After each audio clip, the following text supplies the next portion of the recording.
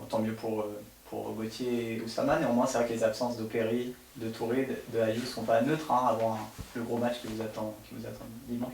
Ils sont évidemment pas neutres. Maintenant, comme depuis le début du projet, nous avons toujours eu des difficultés à affronter, qu'elles soient d'ordre de blessures importantes, de suspensions, de ressources diminuées par rapport aux autres. Et ce chemin difficile, on le comprend, on l'accepte et malgré tout on avance. Et je pense que c'est notre destin de nous battre dans la difficulté et de continuer à avancer malgré les coups qu'on peut prendre. Et c'est vraiment cette détermination d'avancer coûte que coûte qui nous anime. Aucun match n'est réellement décisif tant qu'il reste des journées derrière, mais on a envie de dire quand même que celui de dimanche, il va peser dans la balance. Oui, il va peser fort dans la balance et nous devons nous y préparer de la meilleure manière. Il faut réussir à mettre de côté le passé et se concentrer sur le présent et sur ce match qui nous offre la possibilité de nouveau de respirer un bon coup. Chose qui sera évidemment difficile parce que de l'autre côté ça sera la même idée. Être intelligent dans la manière dont on le prépare, mais aussi être capable de l'emballer suffisamment longtemps pour réussir à casser cette chaîne et mettre juste un but de plus que Metz, tout simplement. Vous attendez il faut que ce soit un match différent de la semaine dernière, je ne parle pas du résultat, mais je parle dans la manière. Il faut l'emballer suffisamment pour passer. Je pense que contre Nantes, on a réussi à l'emballer pendant une bonne demi-heure de la deuxième mi-temps et je pense qu'on c'est essayer d'étendre cette idée sur un temps plus long et puis surtout que ce temps dynamique, entreprenant et vraiment intense, nous réussissions à le transformer en avantage. Et ce que nous n'avons pas réussi contre Nantes, c'est toute la clé, je pense, de ce que l'on doit mettre en place. Et puis, comme je l'ai dit, faire preuve d'une grande détermination de réussite sur nos temps forts. Faire ce que vous avez fait en seconde période, dès la première aussi, marquer tout de suite votre territoire, entre guillemets. C'est le souhait après, il y a toujours des dynamiques de match, le faire sans se mettre non plus en difficulté ou en danger, mais grand bien nous ferait de mettre le premier but, parce que ça change complètement la dynamique de match. Mais encore une fois, il faut garder de l'équilibre, et c'est vrai que les Messins ont des armes en contre qui sont relativement fortes et puis difficiles à gérer, donc c'est une combinaison de toutes ces réflexions.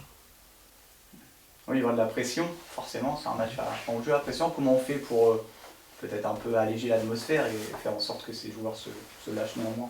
On doit être calme dans notre approche, se préparer sérieusement, mais nous devons comprendre aussi que la pression est inhérente à ce métier, et puis plus on se rapproche vers le très haut niveau, plus la pression devient un signe de compétence et de talent. Si on est dans des matchs qui comptent, ça veut dire qu'on est dans une situation de haut niveau. Et on a vu les matchs de Champions League, on voit quelle tension, quelle pression ces matchs-là génèrent, mais c'est un privilège et c'est aussi une marque ou une reconnaissance de pouvoir fonctionner à ce niveau-là et de jouer des matchs qui comptent.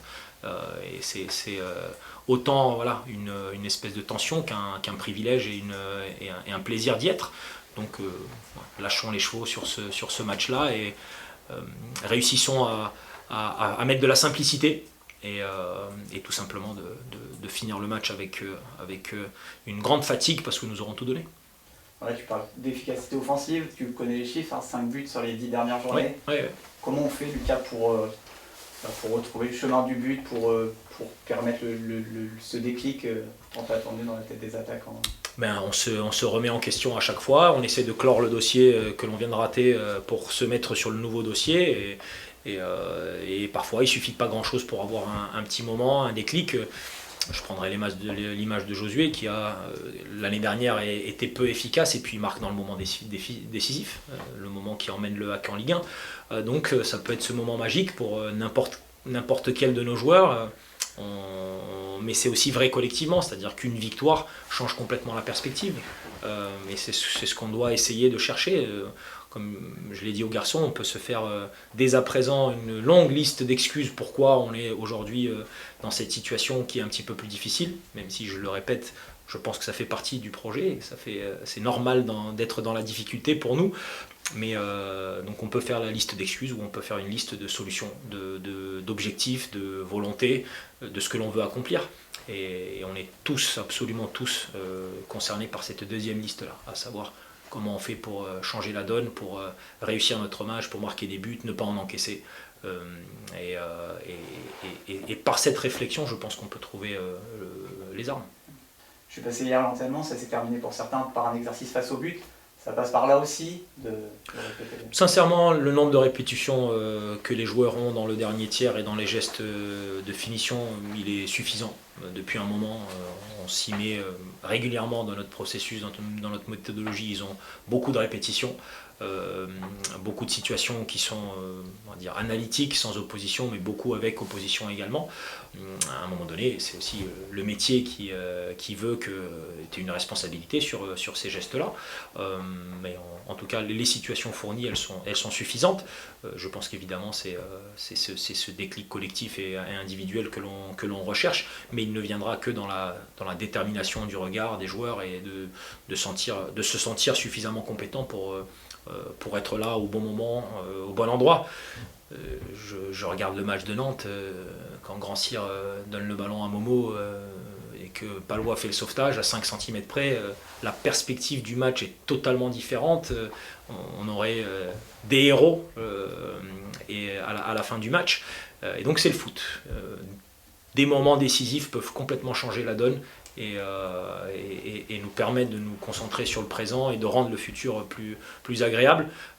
Et je vois ce match de Metz comme cette opportunité-là, de pouvoir presque être dans la rédemption et de créer une situation complètement différente. Et ça, c'est la magie du football. Un instant, un moment, un match peuvent déterminer le cours de beaucoup de choses.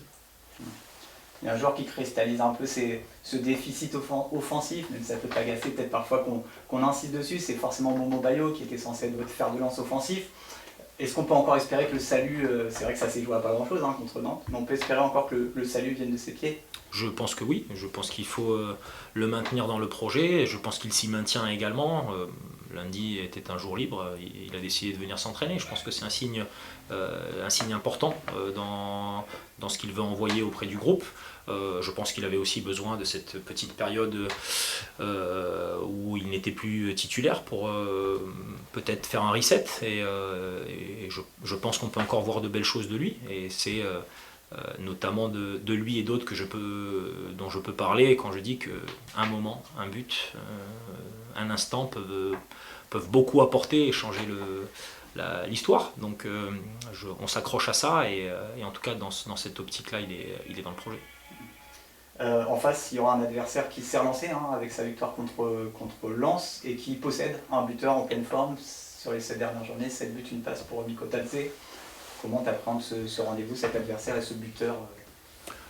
On est attentif avec nos défenseurs. L'idéal, c'est de le maintenir à distance et de pouvoir bloquer les situations beaucoup plus haut. De ne pas être pris sur un espace trop ouvert quand nous perdons le ballon et d'être tout le temps sur une couverture suffisante pour l'éloigner des zones de finition.